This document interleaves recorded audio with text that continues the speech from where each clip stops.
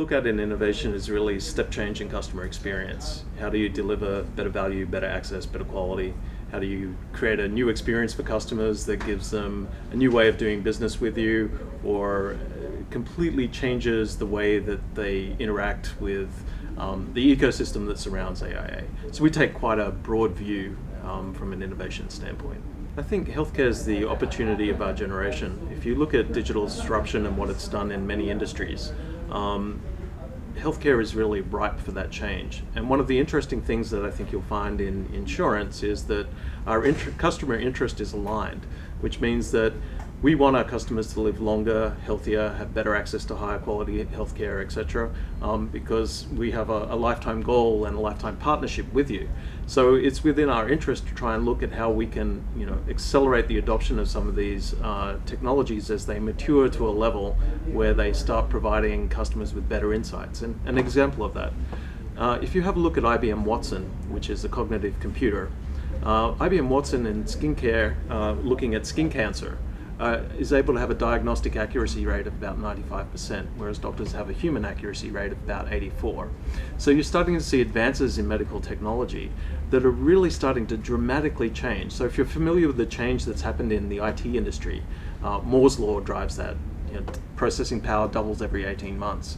You're seeing in biotechnology and in healthcare technology that rate tripling. So you can imagine the rate of change. And we want to make sure our customers have the best access to those tools as they emerge and as they mature and are ready for prime time, because it could really make a difference in the lives of all of our customers. So if you look at the accelerator as a case in point, most of the entrepreneurs that were within the accelerator actually had started their business based on personal experience or loss within their family, and they really wanted to solve real life issues, and that's why we began the accelerator.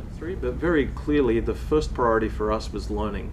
You see this enormous rate of change outside and across many industries being disrupted, so clearly there's a lot that we can learn from what's happening around us. Secondly, I think that we're looking for opportunities where we can actually take these emerging technologies or emerging business models and bring them to our customers with either a benefit that's going to either enhance the quality of the value proposition that we're delivering, or alternatively it may lower the cost base of which we're operating, or it may provide new revenue opportunities. So it's really a mix of all those three, but we're primarily looking at how we look at that rate of change, which is extremely fast outside, and how we bring the best of it back inside to service our customers. I think the short answer to that is yes. We're still very early in that process. I mean, we're undergoing a very rapid growth rate here in Hong Kong. I think recently we benchmarked 23 out of in the world for entrepreneurial engagement, and I think that we're really at just the tip of that. So AIA Accelerator was the first corporate accelerator in Hong Kong, and I believe in Asia. And we've been actually copied by quite a number of companies already, not just here in Hong Kong, but all around the world. We've had approaches from as far away as Sweden looking to collaborate with us on this type of approach. So I think it's a very interesting opportunity for Hong Kong. I think we have a long way to go. But you're seeing quite an incredible focus from both government and many other corporations, and of course the entrepreneurs, in building that ecosystem here in Hong Kong, and I think we have a great opportunity. I think we look across quite a range. So for instance, one of our biggest initiatives within the corporation is around ease of doing business. So we're looking at how do we make it much easier for our customers to do business with us, looking at mobile interfaces, a different experience on the web, claims processes, simple language. So that's one of our major initiatives. Out of the accelerator, we're looking at the emergence of new types of technologies and services that customers might be able to use that would give them a differentiated experience. We look in almost every facet of the business for opportunities where there are chances to augment what we do in a better way, either using technology or a different business model, or using new information in innovative context. I think we've built a very solid foundation with 1.0, and with 2.0 it's an extend rather than a recreation.